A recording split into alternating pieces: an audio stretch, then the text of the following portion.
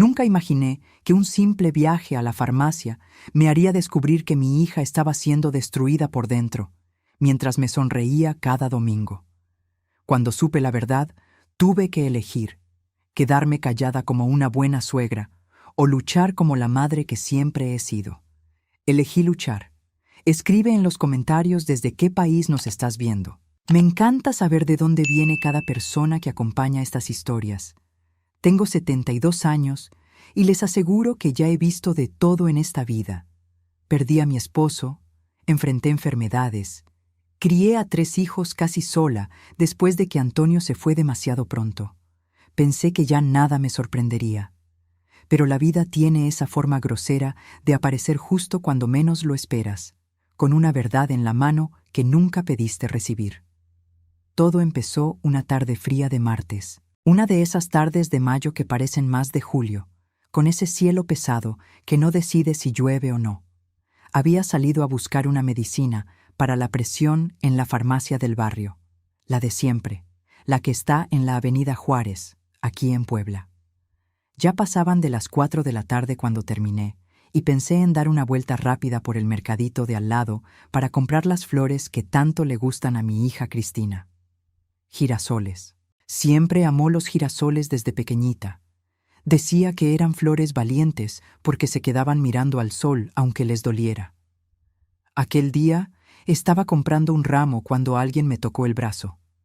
Era doña Lupe, mi antigua vecina de casi 20 años, la mujer que me ayudó a cuidar a Cristina cuando me internaron por neumonía en 2009, la misma que lloró conmigo en el velorio de Antonio. No la veía hacía casi 2 años, desde que se fue a vivir con su hija a otra colonia. Tenía el cabello más blanco, se veía más menudita, pero con esos ojos vivos de siempre. Nos abrazamos con esa alegría sabrosa de quien reencuentra a alguien que se quedó guardado en el corazón. Platicamos sobre salud, sobre los hijos, sobre el tiempo que se va volando. Pero pronto noté que había algo diferente en su semblante, un peso. Me miraba de una forma que yo conocía bien, como quien tiene algo en la boca y no sabe si tragárselo o escupirlo. Entonces me tomó la mano con las suyas, que estaban frías a pesar del abrigo, y dijo en voz baja, como si las palabras le dolieran al salir: «Mara, necesito contarte algo sobre Rodrigo». Rodrigo, el esposo de mi hija. Sentí que el ramo de girasoles se volvía más pesado en mi mano. Doña Lupe me contó que, hace como 3 semanas, había visto a Rodrigo en un restaurante del otro lado de la ciudad. Ella estaba allá con su hija, celebrando un cumpleaños, en un lugar elegante de esos que ella misma describió como el tipo de restaurante donde mejor no miras el precio porque te mueres del susto. Y Rodrigo estaba ahí, con una mujer, joven, muy bien arreglada, de cabello lacio y negro, con un vestido rojo que no dejaba duda sobre la intención de quien se lo puso. Escuché todo sin parpadear. Doña Lupe dijo que se quedó helada, que no supo qué hacer, que Rodrigo también la vio, porque cruzaron miradas, y que él desvió la vista rapidísimo, fingiendo que no la conocía. Pero ella lo conocía bien. Había ido a su boda con Cristina. Había estado en la fiesta del primer cumpleaños de su nieto, Pedrito.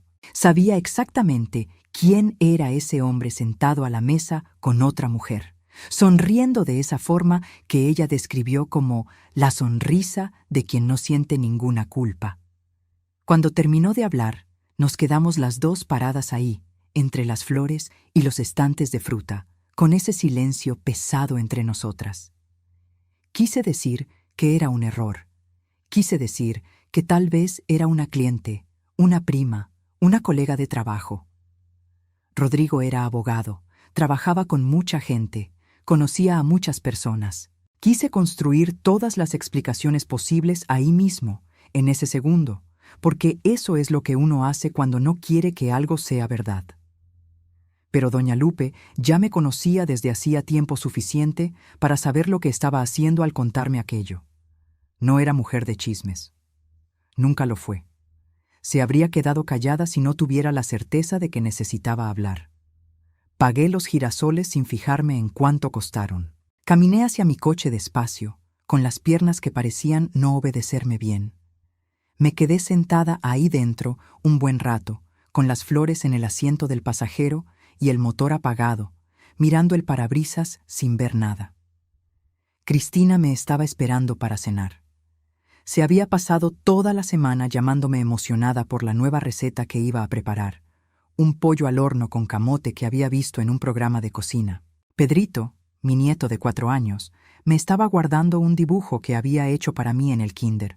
Su casa estaba a 20 minutos de ahí, pero ahora yo iba hacia allá cargando las palabras de doña Lupe como si fueran piedras en el pecho. Fui a la cena, jugué con Pedrito, elogié el pollo.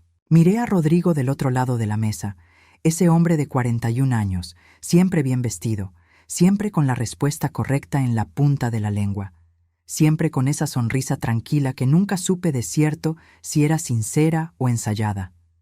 Y me pregunté, viéndolo masticar y reír y llenar el vaso de mi hija con jugo, me pregunté si era posible que todo aquello fuera mentira. Regresé a casa esa noche y no dormí. Me quedé acostada en la oscuridad de mi cuarto pensando en la cara de Cristina, en cómo se veía de cansada últimamente, aunque fingía que no, en cómo había mencionado, casi de pasada, que las finanzas estaban apretadas, en cómo Rodrigo viajaba mucho por trabajo en los últimos meses, en cómo ella había vendido el departamento que tenía antes de casarse, el departamento que era suyo, comprado con años de trabajo como maestra, y había puesto el dinero en una cuenta mancomunada con él para construir juntos el futuro de los dos. Aquellas palabras, que me parecieron bonitas cuando me las contó, ahora me daban escalofríos. A las 3 de la mañana tomé una decisión. No me iba a quedar esperando. No me iba a quedar en silencio por miedo a meterme. Soy madre. Y ser madre no tiene fecha de caducidad. No importa cuántos años tengas. No importa si la hija ya creció y tiene su propia vida. Cuando el corazón de un hijo está en riesgo, la madre entra. Al día siguiente, empecé a observar. Y cuanto más observaba, más cosas aparecían que nunca me había detenido a ver bien. Rodrigo se había comprado un reloj nuevo hacía poco, caro, de esos que brillan en la muñeca. Le había regalado a Cristina una bolsa cara también, de sorpresa, según ella, radiante. Pero al mismo tiempo, cuando yo preguntaba por la casa más grande que planeaban comprar, Cristina desviaba el tema con una sonrisa cansada y decía que todavía no era el momento. Y Rodrigo hablaba de un momento difícil en el despacho, de clientes retrasados con los pagos, mientras usaba ese reloj que valía más que el sueldo mensual de mucha gente. Empecé a unir las piezas, y el cuadro que se estaba formando era demasiado feo para ignorarlo. No sabía todavía qué tan feo era. Eso lo iba a descubrir en las semanas siguientes, una revelación a la vez, cada una más pesada que la anterior. Pero esa noche, sentada a la mesa de mi cocina con una taza de café que se enfrió sin que me diera cuenta, supe que a mi hija le estaban robando la vida de adentro hacia afuera, y que yo era tal vez la única persona que podía hacer algo al respecto. A los 72 años, las rodillas duelen, la memoria te juega bromas a veces, y uno se cansa más rápido que antes. Pero hay algo que no envejece en una madre, la disposición de proteger al hijo. Eso se mantiene nuevo para siempre, y con eso fue con lo que seguí adelante. Pasé los días siguientes observando con un cuidado que nunca antes había prestado. Es curioso cómo uno mira las cosas todos los días sin verlas realmente.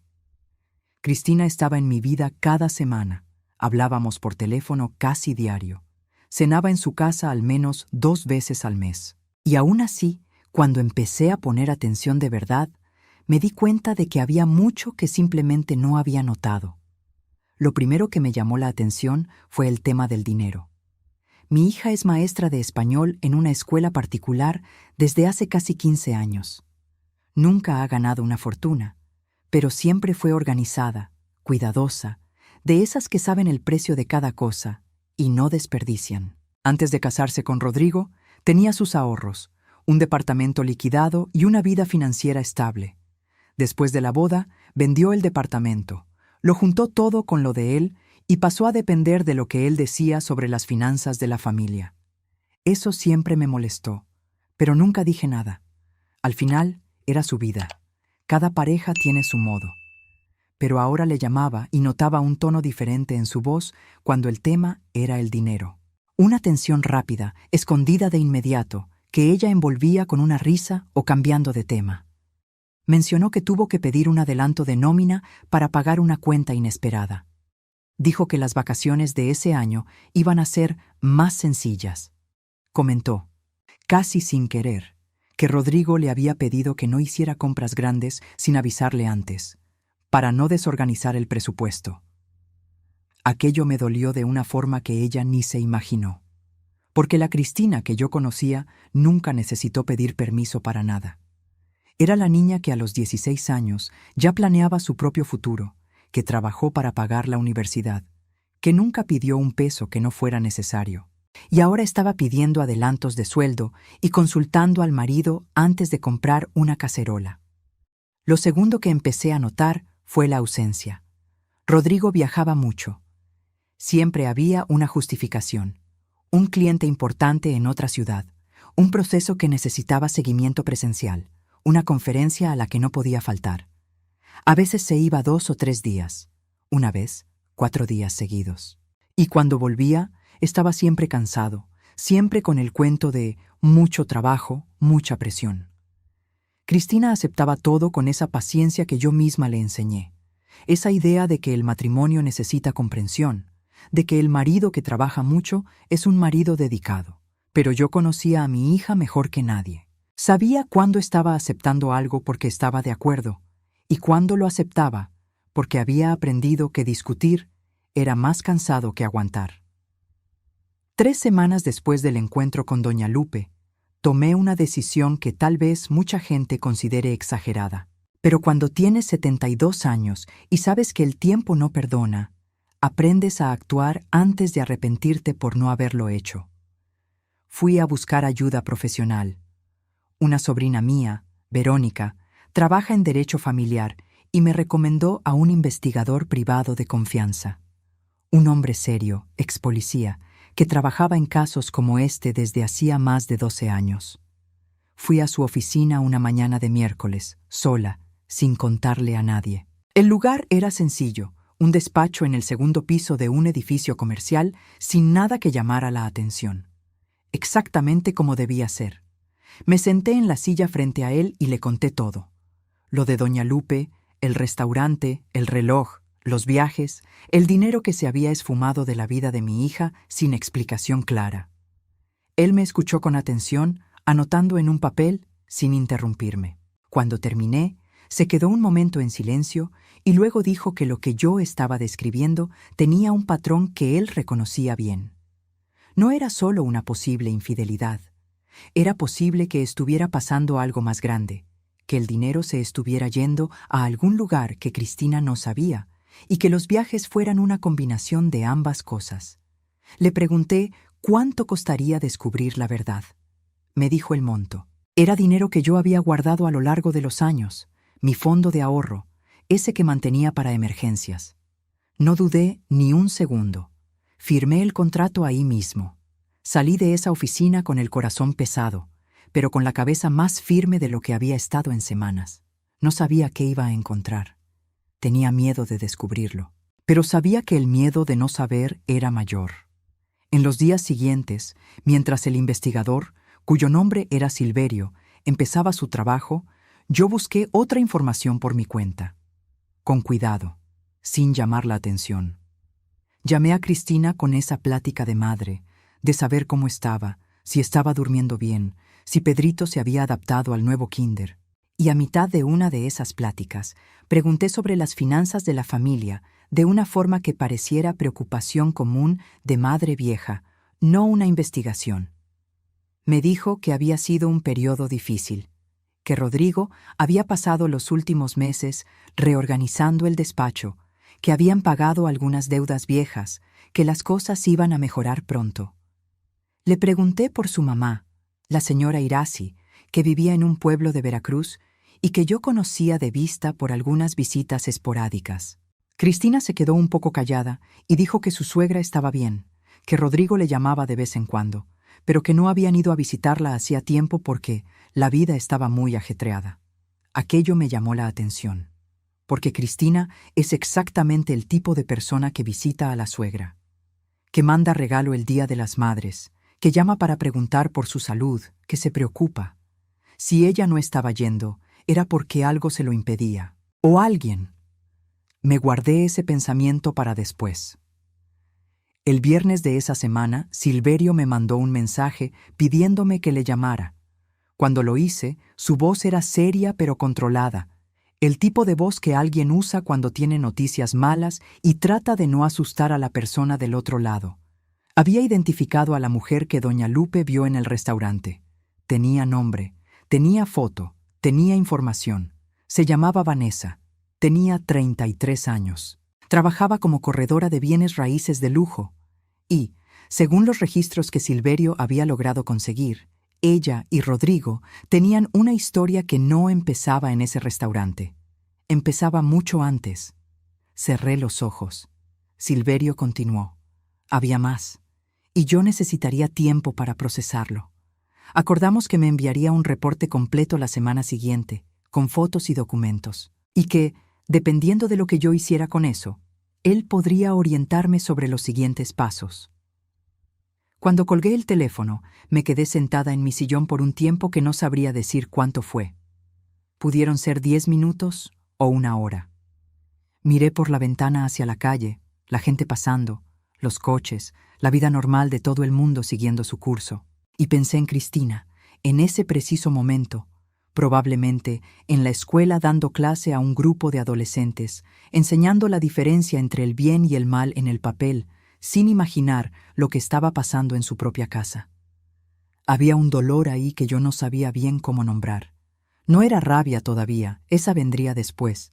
Era algo más profundo, más antiguo. Era el dolor de una madre que ve a su hijo herido y no puede simplemente quitarle el dolor con la mano, como hacía cuando ella era pequeña. Se caía en el parque y venía llorando a mis brazos. Ahora ella era grande, y la caída era mucho más alta. El reporte de Silverio llegó un lunes por la mañana, por correo electrónico, en un archivo protegido por contraseña que me envió aparte por mensaje. Mi nieta me había enseñado a abrir ese tipo de cosas en la computadora, gracias a Dios, porque sola nunca lo habría logrado. Lo abrí despacio, como quien sabe que del otro lado de esa pantalla hay algo que no se puede dejar de ver después de haberlo visto. Las primeras páginas eran una línea de tiempo, fechas, horarios, lugares. Rodrigo y Vanessa se conocían hacía al menos 18 meses, posiblemente más. Se habían encontrado en eventos del ramo inmobiliario, él como abogado especialista en contratos de inmuebles, ella como vendedora de alto nivel. Lo que empezó como contacto profesional se convirtió en otra cosa, escribió Silverio, de forma gradual pero documentable. Había fotos. No voy a describirlas todas porque algunas no pude terminar de verlas, pero eran suficientes para que no hubiera duda alguna. Rodrigo con Vanessa en restaurantes, en una playa, en un hotel. Rodrigo sonriéndole de esa forma que Cristina debía conocer bien, esa sonrisa que ella creía que era solo suya. Después de las fotos, vinieron los números. Y ahí fue cuando la rabia llegó de verdad. Silverio había logrado rastrear movimientos financieros que pintaban un cuadro claro. En los últimos 8 meses, Rodrigo había retirado cantidades considerables en efectivo en diferentes fechas. Había pagos en tarjetas que él mantenía aparte, fuera de la cuenta mancomunada, a su propio nombre. Y hubo algo que me hizo aferrarme al borde de la mesa para no caerme. El descubrimiento de que él había convencido a Cristina, hace unos 6 meses, de hacer una transferencia alta de dinero de la cuenta mancomunada a una cuenta que él dijo era de una inversión segura para el futuro de los dos. Cristina me había contado sobre esa inversión en su momento, emocionada, diciendo que Rodrigo había encontrado una oportunidad increíble. Yo me había quedado un poco preocupada, pero ella estaba tan confiada que no dije nada. Al final era adulta, era su vida. Ahora descubría que esa cuenta de inversión estaba a nombre de una empresa que Silverio identificó con nexos directos con Vanessa. No era ninguna inversión, Era un desvío, puro y simple. La cantidad, 42,000 pesos. 42,000 pesos que Cristina había ahorrado a lo largo de los años, guardados con el cuidado de quien nunca ha tenido dinero de sobra, transferidos por ella misma con la confianza de quien ama y cree. Me quedé mirando ese número por un rato. 42,000. Yo sabía lo que eso representaba para ella. Sabía cuántas clases extra, cuántas noches calificando exámenes después de que Pedrito se dormía, cuántas vacaciones pospuestas cabían en ese número. Cierra la computadora. Eso fue lo que mi cuerpo pidió. Ciérrala y ve a respirar. Fui hasta la ventana de la sala y me quedé ahí mirando la calle por un buen rato. Era una mañana común allá afuera. Un vecino pasando con su perro, un niño esperando el transporte escolar, el sol tratando de asomarse entre las nubes, la vida normal de todo el mundo, ajena a lo que estaba pasando dentro de estas 4 paredes. Pensé en Rodrigo, en esas casi 6 veces que había cenado en su casa y lo había mirado preguntándome si podía confiar. En esas veces que me trató con toda la delicadeza de un yerno educado, sirviendo el vino, preguntando por mi salud, ayudándome con el abrigo cuando me iba. ¿Cuánto de eso era real y cuánto era la actuación de un hombre que sabía exactamente lo que necesitaba parecer? Y pensé en Cristina, en cuánto lo amaba, en cuánto había construido su vida alrededor de él en esos 5 años de matrimonio, en cuánto le iba a doler cuando la verdad llegara. Pero la verdad tenía que llegar. Eso lo sabía con una certeza que venía de un lugar más allá del razonamiento. Venía de las entrañas. Venía de ese lugar donde guardamos la responsabilidad de proteger a las personas que amamos, incluso cuando no lo piden, incluso cuando nos va a salir caro a todos. Llamé a Silverio y le dije que quería continuar la investigación por una semana más. Quería documentar lo máximo posible antes de hacer cualquier movimiento. Él aceptó y dijo que había una cosa más que yo necesitaba saber. La mamá de Rodrigo, la señora Irasi, había intentado llamar a Cristina varias veces en los últimos meses. Cristina me había contado que Rodrigo decía que su mamá estaba bien, que él se encargaba de todo, que ella no tenía por qué preocuparse. Lo que Silverio había descubierto, platicando con una persona del círculo cercano de la familia, era que la señora Irasi estaba pasando por dificultades financieras serias, viviendo sola en una casa que necesitaba reparaciones urgentes y que Rodrigo le había prometido una ayuda que nunca llegó. Una mentira más. Otra persona a la que había abandonado a su suerte mientras gastaba dinero que no era suyo con otra. Aquello me pesó de una forma diferente, porque a la señora Irasi la había visto pocas veces, pero sabía que era una señora sencilla, que había trabajado toda su vida, que no tenía a quién recurrir más que a su hijo, y su hijo la había olvidado. Esa tarde hice algo que nadie sabía. Fui a visitar a la señora Irasi.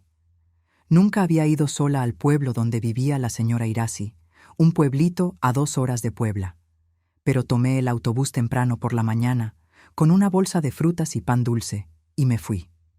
Su casa estaba en una calle de tierra en el barrio más antiguo del pueblo, una casita pequeña de ladrillos pintados de amarillo claro que se había descolorido con el tiempo. El portón estaba un poco chueco, fuera de su eje. La banqueta estaba agrietada.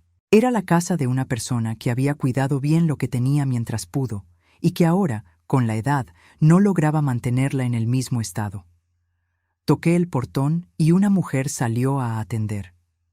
Pequeña, de cabello blanco y ojos claros, usando un delantal sobre la ropa. Me miró con esa desconfianza gentil de quien no recibe muchas visitas inesperadas. Cuando me presenté diciendo que era la mamá de Cristina, la esposa de Rodrigo, su cara cambió. Una expresión que no supe nombrar de inmediato, una mezcla de sorpresa, alivio y algo que parecía casi vergüenza, pasó por ella. Me invitó a pasar. La casa por dentro estaba arreglada, como solo una persona detallista lo hace, pero era sencilla y tenía señales claras de abandono en la estructura. Una filtración en el techo de la sala, una ventana con el vidrio roto remendado con cinta.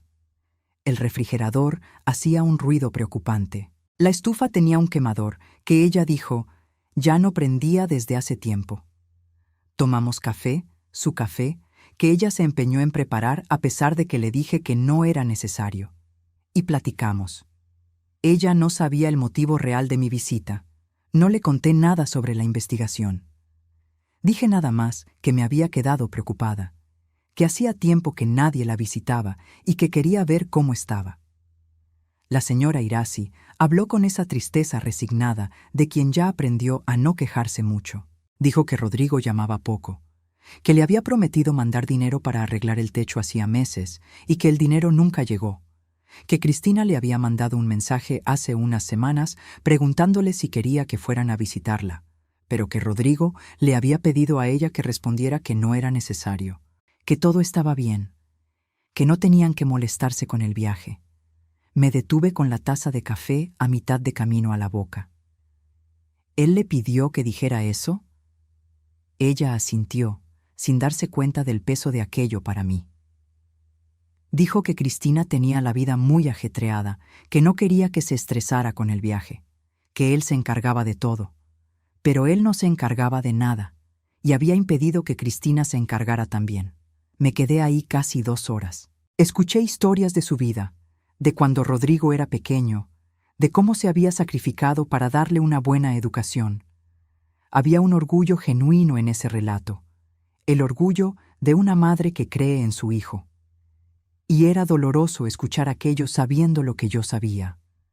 Antes de irme, anoté discretamente el número de un albañil que ella mencionó, que le había dado un presupuesto para el techo, y el número de un electricista para la estufa.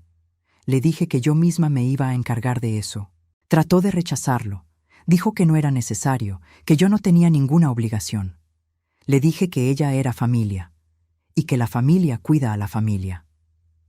En el autobús de regreso, con la noche ya cayendo afuera y las luces de los pueblitos pasando por la ventana, me quedé pensando en cómo una sola persona logra crear tantos círculos de destrucción a su alrededor sin que nadie se dé cuenta. Rodrigo había engañado a Cristina, había desviado su dinero, había mantenido una relación paralela por casi 2 años y había abandonado a su propia madre mientras le fingía a su esposa que cuidaba de todo. ¿Cuántas mentiras puede sostener una persona antes de que todo se derrumbe? Cuando llegué a casa, ya eran casi las 10 de la noche.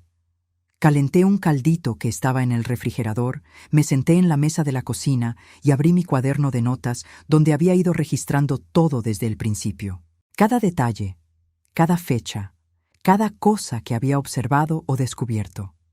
Estaba llegando el momento de organizar todo aquello, de juntar las pruebas que tenía Silverio con lo que yo misma había visto y oído, de armar un cuadro que Cristina no pudiera ignorar o atribuir a exageraciones de madre vieja y metiche, porque sabía que ese era el riesgo, que ella no me creyera, que se enojara conmigo en lugar de enojarse con él, que me echara fuera de nuevo, como había hecho antes en otras situaciones menores donde yo había intentado intervenir en su vida y ella me había recordado, con toda la razón, que era adulta.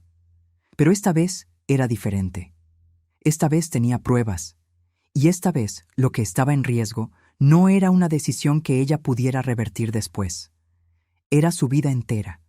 Cerré el cuaderno y me fui a dormir. Al día siguiente iba a armar el plan. A la mañana siguiente me desperté antes de que saliera el sol. Eso pasa cuando cargas un peso que no te deja dormir bien. El cuerpo se despierta temprano porque la cabeza nunca dejó de trabajar en toda la noche.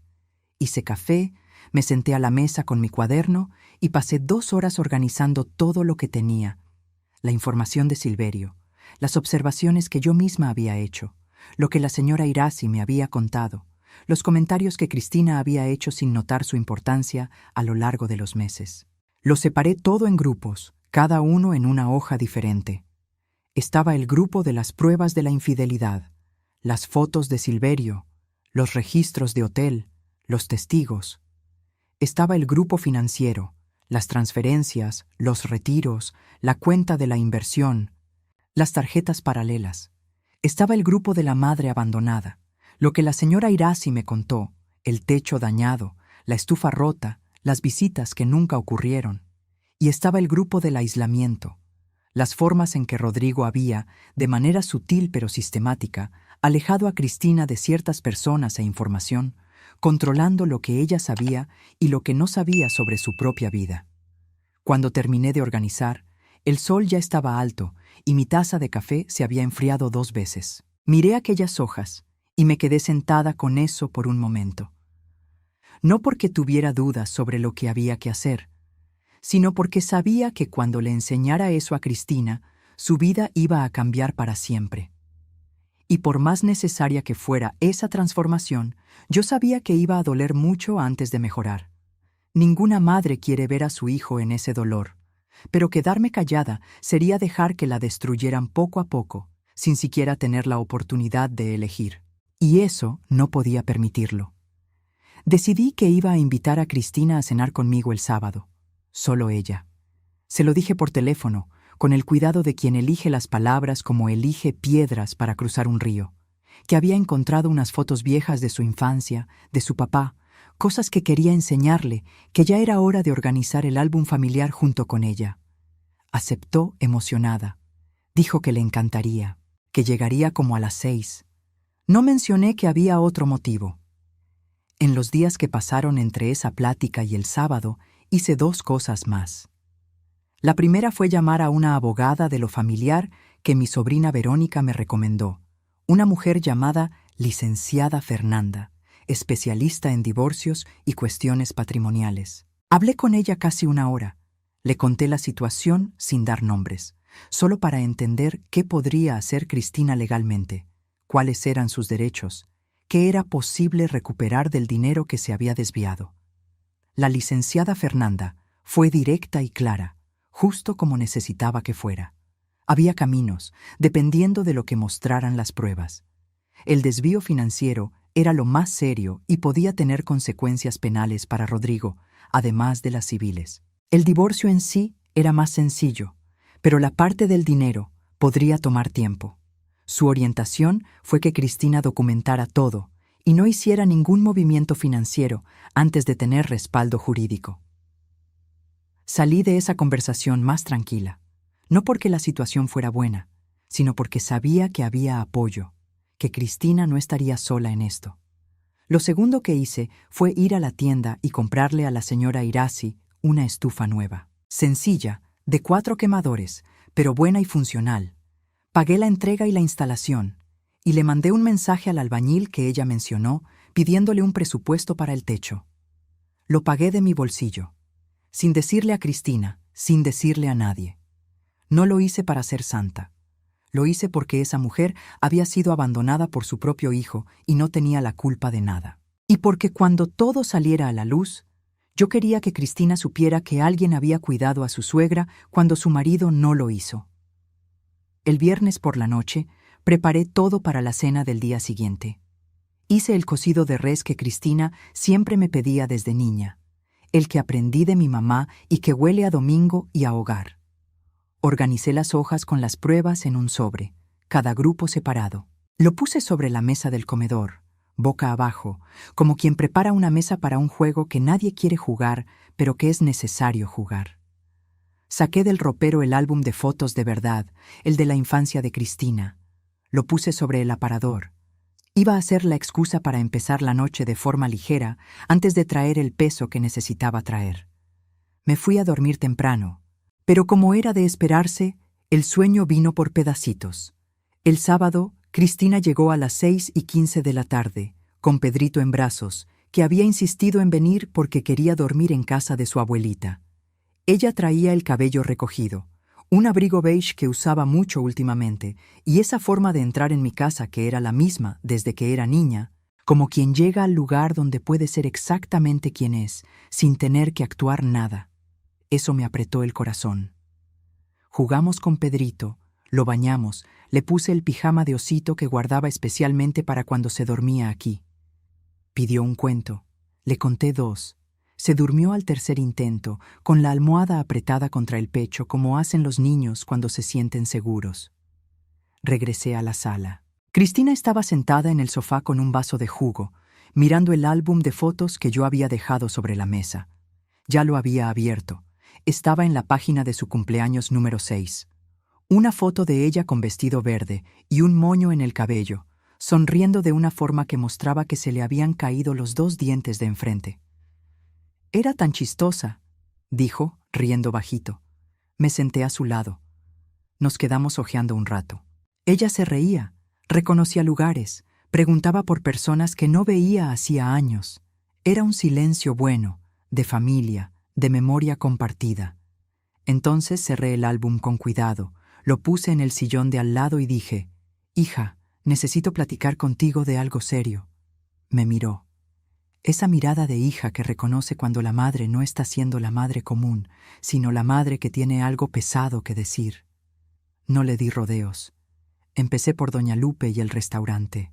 Le conté exactamente lo que ella me había dicho en aquel mercadito, de la forma más sencilla y directa que pude. Mientras yo hablaba, Cristina se quedó callada.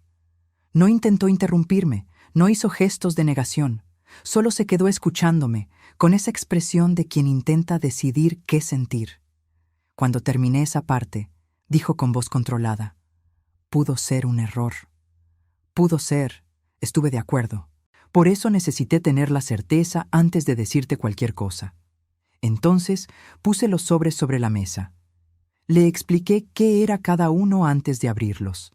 Le dije que había contratado a un investigador, que sabía que ella podría enojarse por eso, que sabía que podría parecer una intromisión, pero que era su madre y que ser madre significaba hacer lo que se tiene que hacer incluso cuando va a acostar.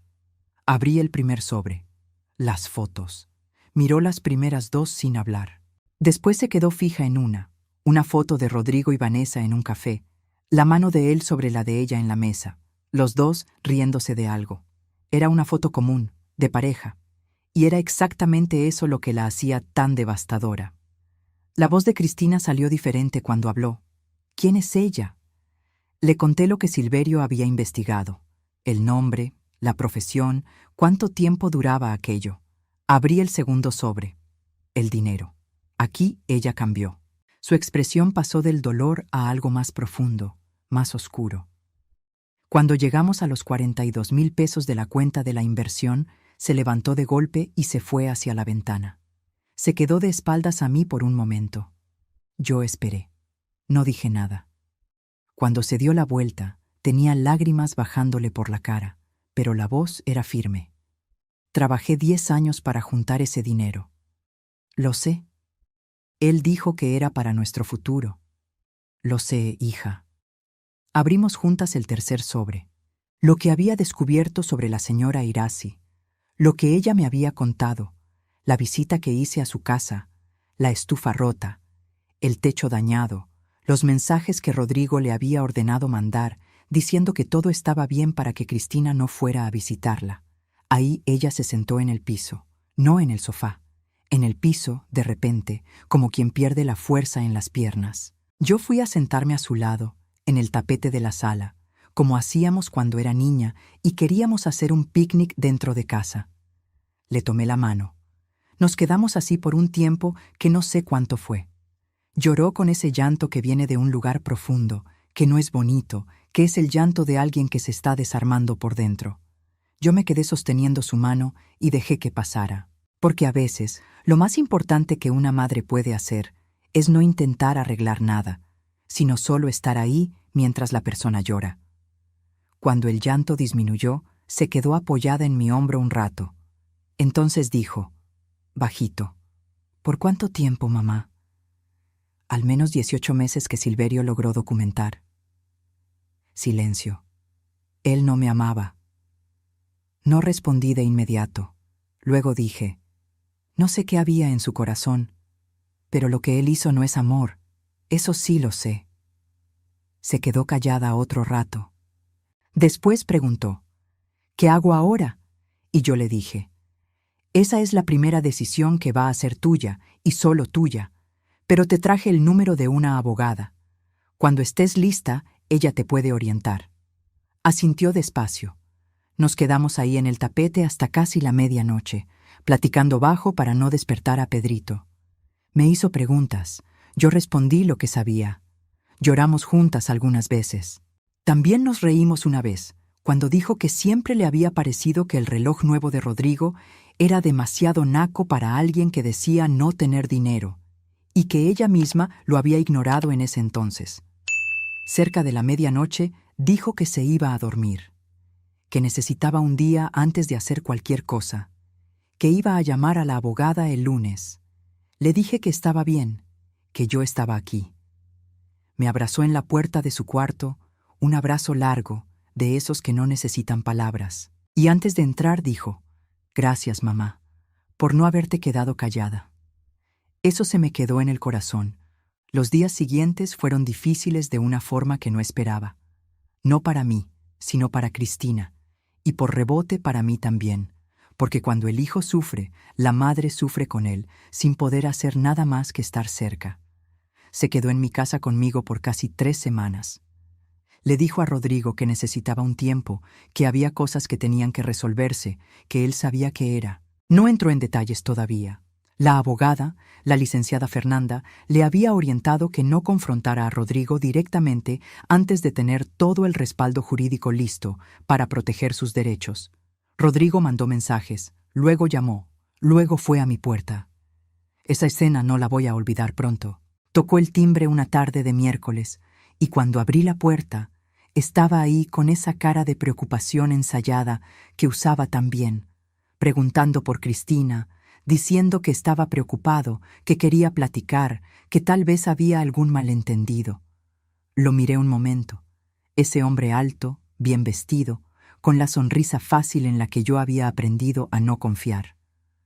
Le dije con calma que Cristina estaba bien y que ella se pondría en contacto cuando estuviera lista, y que, hasta entonces, prefería que no viniera a mi casa. Intentó discutir. Subió un poco la voz, no con una rabia explosiva, sino de esa forma calculada de quien intenta intimidar sin parecer que está intimidando. Dijo que yo me estaba metiendo en su matrimonio, que nunca me había caído bien, que estaba aprovechando un momento de crisis para alejar a su hija de su marido. Lo dejé terminar. Entonces le dije: «Rodrigo, mi hija ya sabe todo, y tú sabes a lo que me refiero cuando digo todo. Ahora voy a cerrar esta puerta y te pido que te retires». Cerré la puerta. Me quedé parada del lado de adentro por un segundo, con el corazón latiendo más fuerte de lo que me gustaría. Entonces escuché sus pasos en la banqueta, el coche abriéndose y cerrándose, el motor encendiéndose y yéndose. Respiré hondo. Cristina lo había escuchado desde la sala. Cuando me volteé, estaba parada en la puerta con una expresión que no supe leer exactamente. No era miedo, no era alivio, era algo más complejo que esos dos. Era tal vez el proceso de empezar a ver a una persona con otros ojos y darse cuenta de que la imagen que se estaba formando no tenía nada que ver con la que habías guardado por años. A la semana siguiente fue al despacho de la licenciada Fernanda. Yo fui con ella porque me lo pidió. Nos quedamos sentadas afuera de una sala de juntas, mientras la abogada analizaba la documentación que Silverio había preparado, junto con estados de cuenta y otros papeles que Cristina había conseguido por su cuenta, con esa organización cuidadosa de maestra que sabe archivar. La licenciada Fernanda era una mujer directa, sin rodeos. Dijo que la situación era grave pero manejable, que había base para una acción civil y posiblemente penal por el desvío financiero, que el divorcio en sí podía tramitarse con rapidez si Rodrigo no lo complicaba, pero que el lado patrimonial tomaría más tiempo. Cristina escuchó todo con una atención que me emocionó. No estaba llorando. Estaba tomando notas, haciendo preguntas, tratando aquello como el problema que necesitaba resolverse. Así es como funciona ella cuando decide que va a enfrentar algo. Entra en modo maestra, organiza y ejecuta. Eso me llenó de un orgullo que no puedo explicar bien. Los papeles fueron firmados y entregados unas semanas después. Rodrigo los recibió y se quedó en silencio por 2 días. Después respondió a través de su abogado, sin propuesta de acuerdo, pero también sin una contestación inmediata. La licenciada Fernanda dijo que probablemente no quería que el lado penal saliera a la luz pública. En ese mismo periodo, Cristina fue a visitar a la señora Irasi por primera vez sola, sin mí. Pasó un domingo entero con ella. Le llevó comida. Se quedaron platicando. Conoció a la vecina que había cuidado a la señora en los momentos difíciles. Regresó de allá diferente, con ese peso de quien procesó algo importante. Me contó que la señora Irasi había llorado al verla, que le había dicho que sabía que su hijo había hecho cosas malas, que sabía que ella no tenía cómo defender lo indefendible, pero que estaba agradecida de que Cristina hubiera ido de todos modos, que Cristina le había dicho que ella no tenía la culpa de nada, que eran familia de una forma que ya no dependía de Rodrigo para existir. Eso me hizo llorar cuando me lo contó, no de tristeza, de otra cosa, esa emoción que no tiene nombre exacto, que viene cuando ves a tu hijo haciendo algo generoso y te das cuenta de que, a pesar de todo, hiciste algo bien. Al final de ese mes, el proceso estaba en marcha. Cristina había regresado a trabajar a la escuela. Había puesto su departamento en renta y estaba viviendo conmigo mientras reorganizaba su vida. Había días difíciles, días en que se quedaba demasiado callada, mirando al vacío con una expresión que yo conocía y que me dolía. Pero también había días en que se reía con Pedrito en mi comedor, o le llamaba a una amiga, o planeaba algo pequeño para el futuro cercano. Y en esos días yo podía ver que iba a salir de esto entera. No sin cicatrices, pero entera. Hoy, mientras escribo esto, ya hace casi un año de aquel día en el mercadito, cuando doña Lupe me tomó la mano y dijo esas palabras que cambiaron todo.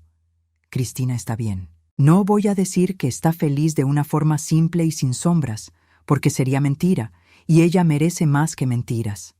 Pero está bien. Está construyendo una vida nueva, ladrillo por ladrillo, como ella sabe hacerlo. Volvió a hacer las cosas que le gustaban y había dejado de lado durante el matrimonio.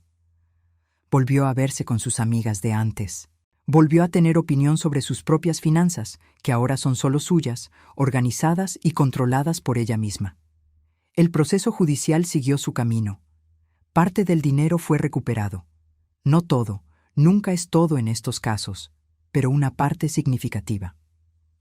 Rodrigo firmó los papeles del divorcio sin mucha lucha, probablemente porque sabía que luchar significaba sacar a la luz cosas que prefería mantener en la oscuridad. La señora Irasi está en un lugar mejor. Cristina se encargó, junto conmigo, de asegurar que tenga lo que necesita. La visitamos una vez al mes. Pedrito ya le dice bisabuelita, y ella se ríe siempre que él lo hace, esa risa fina de viejita que quiere a los niños. Y yo, con mis 72 años y las rodillas que se quejan más que antes, sigo aquí, haciendo café demasiado temprano, despertándome para escuchar al mundo que todavía duerme, pensando en todas estas cosas. Pienso mucho en lo que aprendí este año, no con placer, porque el aprendizaje que viene del dolor de los hijos es el más amargo que existe. Pero aprendí de todos modos. Aprendí que el amor verdadero no usa la confianza de quien ama como una herramienta. Aprendí que cuando algo parece estar mal por demasiado tiempo, probablemente está mal. Aprendí que quedarse callada por miedo a meterse no es respeto. A veces es abandono disfrazado de delicadeza. Y aprendí que a los 72 años no es demasiado tarde para hacer lo que se tiene que hacer. Habrá gente que diga que me metí donde no debía, que el matrimonio es cosa de dos y que la madre no tiene por qué entrar. Entiendo ese punto. Lo respeté por años, en este matrimonio y en otros momentos. Pero hay una diferencia entre respetar la independencia de un hijo adulto y quedarse mirando mientras alguien destruye su vida de adentro hacia afuera. Esa diferencia aprendí a verla. Si yo no hubiera ido tras la verdad, ¿cuánto tiempo más habría seguido Cristina dentro de esa mentira? ¿Otros 6 meses? ¿Un año? ¿Cuánto más dinero habría desaparecido? ¿Cuánto más de su vida le habría quitado a alguien que no la amaba? No sé la respuesta, y es exactamente por no saberla que agradezco haber actuado. La última vez que Cristina vino a visitarme, se quedó sentada en mi cocina tomando café mientras yo hacía un pastel, tal como hacía cuando tenía 12 años y venía a contarme las cosas de la escuela. Traía el cabello suelto, sin maquillaje, con calcetines y pants, en su forma más natural de ser. Y dijo, sin mirarme, mirando el café: ¿Sabes qué es lo más raro, mamá?